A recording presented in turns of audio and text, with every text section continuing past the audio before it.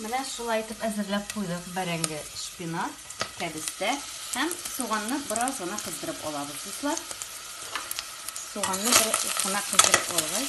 Ой, чәчрәмә. Кыздырып алганнан соң калган ингредиентларны салабыз һәм шулай шулпа безнең. Минем күркә итеннән пешкән шулпа, тавык итеннән пешкән шулпа булса да ярый. Шушы әйберләр өстенә салып пешерәбез.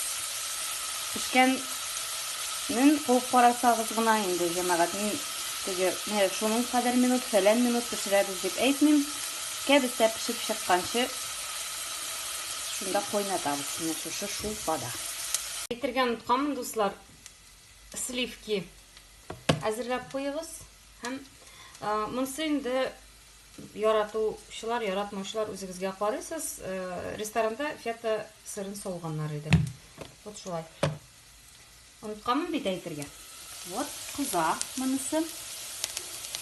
Шуның өстенә менә ваклаган кәбестәләрне саласы гына кала.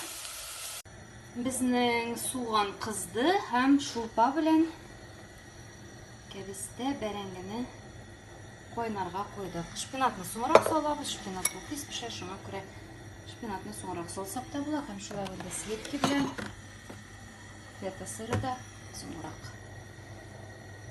Пешеп чыгарга бер 10-15 минут кала. Без салдык шпинатны. Ярты сәгать 35 минут чамасы кайнады бу кәбестә. Һәм без моны хәзер блендер белән, җайсыз бер кул белән, блендер белән изәбез. Пюре массасы булганчы. Менә шулай кайный, дуслар. Һәм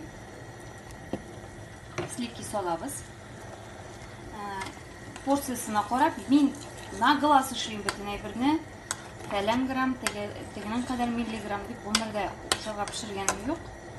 На глаз салам, якынча ярты стакан тирәсе. Менә шулай аш пюре рәвешендә була. Сливкины саласыз, кайнап чыга. Һәм фета сырын тәлинкәгә салыр алдыннан, ошны тәлинкәгә салыр алдыннан тәлинкәнең төбенә берничә шакмак кына салып куясыз. Һәм ул үзенчәлекле тәм бирә. Менә шундый аш тузын һәм борычын тәменчә. Тоже шулай үзегез карыйсыз. Мин umuman суп пюрелар бик яратам, кабакныкын яратам мин.